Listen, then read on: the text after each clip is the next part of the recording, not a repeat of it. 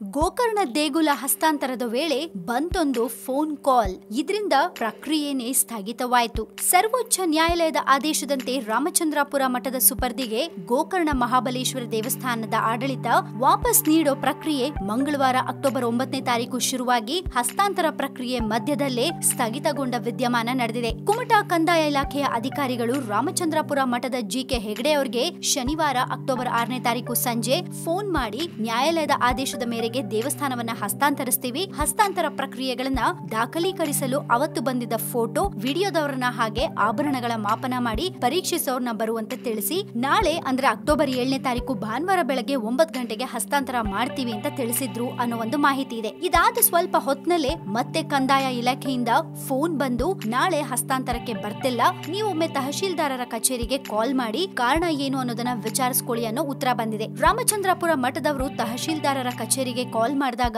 ನಾಳೆ ಹಸ್ತಾಂತರ ಮಾಡೋಕೆ ಎಲ್ಲಾ ಸಿದ್ಧತೆ ಮಾಡ್ಕೊಂಡಿದ್ವು, ಆದ್ರೆ ಸರ್ಕಾರದ ಕಡೆಯಿಂದ ಪತ್ರವೊಂದರ ಅವಶ್ಯಕತೆ ಇದ್ದು ಅದು ತಲುಪಿದ ಮೇಲೆ ಹಸ್ತಾಂತರ ಪ್ರಕ್ರಿಯೆಯನ್ನ ಪೂರ್ಣಗೊಳಿಸ್ತೀವಿ ಅಂತ ಕಚೇರಿಯವರು ಮಠದವರಿಗೆ ಉತ್ತರ ಕೊಟ್ಟಿದ್ದಾರೆ. ಇದಾದ್ಮೇಲೆ ಕಂದಾಯ ಇಲಾಖೆಯ ಅಧಿಕಾರಿಗಳು ರಾಮಚಂದ್ರಾಪುರ ಮಠಕ್ಕೆ ಪತ್ರ ಬರೆದು ಹಸ್ತಾಂತರ ಪ್ರಕ್ರಿಯೆ ಮಂಗಳವಾರ ಅಕ್ಟೋಬರ್ 9ನೇ ತಾರೀಕು ಬೆಳಗ್ಗೆ 10 ಗಂಟೆಗೆ ನಡೆಯಲಿದೆ, ಸಿದ್ಧರಾಗಿರಿ ಅನ್ನೋ ಮಾಹಿತಿಯನ್ನ ಕೊಟ್ಟಿದ್ರು. ಅದರಂತೆ ಪ್ರಕ್ರಿಯೆ ಕೂಡ ಶುರುವಾಗಿತ್ತು.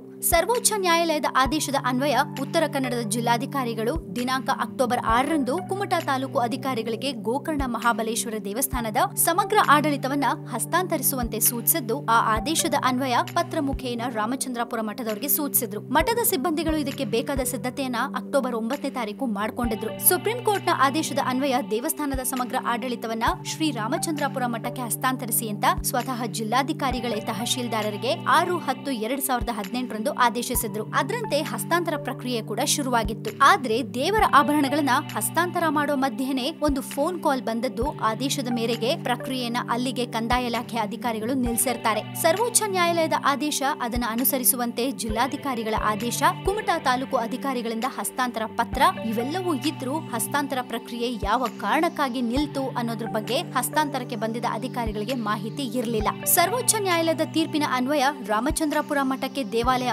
ಹಸ್ತಾಂತರವಾಗ್ತಿದೆ. ಸೆಪ್ಟೆಂಬರ್ 7ನೇ ತಾರೀಕು ತೀರ್ಪನ್ನ ತಪ್ಪಾಗಿ ಅರ್ಥ ಮಾಡಿಕೊಂಡು ದೇವಾಲಯವನ್ನ ವಶಪಡಿಸಿಕೊಂಡಿದ್ದು ಸರ್ಕಾರ. ಅಕ್ಟೋಬರ್ 3ನೇ ತಾರೀಕು ಸೆಪ್ಟೆಂಬರ್ 7ರ ತೀರ್ಪಿಗೆ ಸ್ಪಷ್ಟನೆ ಕೊಟ್ಟು ಅದು ಅರ್ಥವಾಗಿರ್ಲಿಲ್ವಾ, ಯಾಕೆ ತಪ್ಪಾಗಿ ಅರ್ಥ ಮಾಡ್ಕೊಂಡ್ರಿ ಅಂತ ಸರ್ಕಾರಿ ವಕೀಲರನ್ನ ಪ್ರಶ್ನಿಸಿದ್ದ ನ್ಯಾಯಪೀಠ ಸೆಪ್ಟೆಂಬರ್ 7ನೇ ತಾರೀಕು ಯಥಾಸ್ಥಿತಿ ಮುಂದಿನ ಆದೇಶದವರೆಗೂ ಮುಂದುವರಿಲಿ ಅನ್ನೋ ಮಧ್ಯಂತರ ಆದೇಶ ಕೊಟ್ಟಿತ್ತು. ಸುಪ್ರೀಂ ಕೋರ್ಟ್ನ ದ್ವಿಸದಸ್ಯ ಪೀಠ ರಾಮಚಂದ್ರಾಪುರ ಮಠದ ಪರವಾಗಿ ಆದೇಶ ಹೊರಡಿಸಿ ಮುಂದಿನ ಆದೇಶ ಬರೋವರೆಗೆ ದೇಗುಲದ ಆಡಳಿತವನ್ನ ರಾಮಚಂದ್ರಾಪುರ ಮಠದ ಸುಪರ್ದಿಗೆ ಕೊಡುವಂತೆ ಜಿಲ್ಲಾಡಳಿತಕ್ಕೆ ಸೂಚಿಸಿತ್ತು. ಗೋಕರ್ಣದ ಮಹಾಬಲೇಶ್ವರ ದೇವಸ್ಥಾನವನ್ನ ರಾಮಚಂದ್ರಾಪುರ ಮಠಕ್ಕೆ ಹಸ್ತಾಂತರಿಸೋ ಬಗ್ಗೆ 2008ರಲ್ಲಿ ಕರ್ನಾಟಕ ಸರ್ಕಾರ ಕೊಟ್ಟಿದ್ದ ಆದೇಶವನ್ನ ಹೈಕೋರ್ಟ್ ವಿಭಾಗೀಯ ಪೀಠ ರದ್ದುಗೊಳಿಸಿತ್ತು. ಹಸ್ತಾಂತರ ಪ್ರಕ್ರಿಯೆ ಸ್ಥಗಿತಗೊಂಡಿದ್ದಕ್ಕೆ ತೀವ್ರ ಬೇಸರಗೊಂಡಿರೋ ರಾಮಚಂದ್ರಾಪುರ ಮಠ ಕೋಟಿಗಟ್ಲೆ ಸುರಿದು ಆಯಕಟ್ಟಿನ ಜಾಗಗಳಲ್ಲಿ ಕುಳಿತಿರೋ ದೊಡ್ಡ ಜೋಬಿರೋ ಸಣ್ಣ ಮನುಷ್ಯರಿಗೆ ಹಸ್ತಾಂತರ ಸರ್ವಥಾ ಒಪ್ಪಿಗೆ ಇಲ್ಲ. ಯಾವ ಅಧಿಕಾರಿಗಳನ್ನ ಹೆಸರಿಸಿ ಸರ್ವೋಚ್ಚ ನ್ಯಾಯಾಲಯದ ಆದೇಶ ಇದ್ಯೋ ಆ ವ್ಯಕ್ತಿಗಳಿಗೆ ನ್ಯಾಯಾಂಗ ನಿಂದನೆಯ ಪುಲಿಯೊಂದು ಕಡೆ, ದೊಡ್ಡ ಜೇಬಿನ ದರಿಯೊಂದು ಕಡೆ, ತಿಂಗಳು ತುಂಬಿದ ಶಿಶುವನ್ನ ಹೆರಿಗೆ ಆಗದಂತೆ ಎಷ್ಟು ದಿನ ಹಿಡಿದಿಡ್ತಾರೋ ನೋಡೇ ಬಿಡೋಣ ಅನ್ನೋ ಪ್ರತಿಕ್ರಿಯೆ ಕೊಟ್ಟಿದ್ದಾರೆ. ಒಟ್ಟಾರೆ ಈ ಗೋಕರ್ಣ ಮಹಾಬಲೇಶ್ವರ ದೇವಸ್ಥಾನದ ಆಡಳಿತ ಹಸ್ತಾಂತರದ ಕತೆ ಯಾವಾಗ ಮುಕ್ತಾಯವಾಗುತ್ತೆ ಅನ್ನೋದು ಮಾತ್ರ ಇನ್ನೂ ಗೊತ್ತಿಲ್ಲ.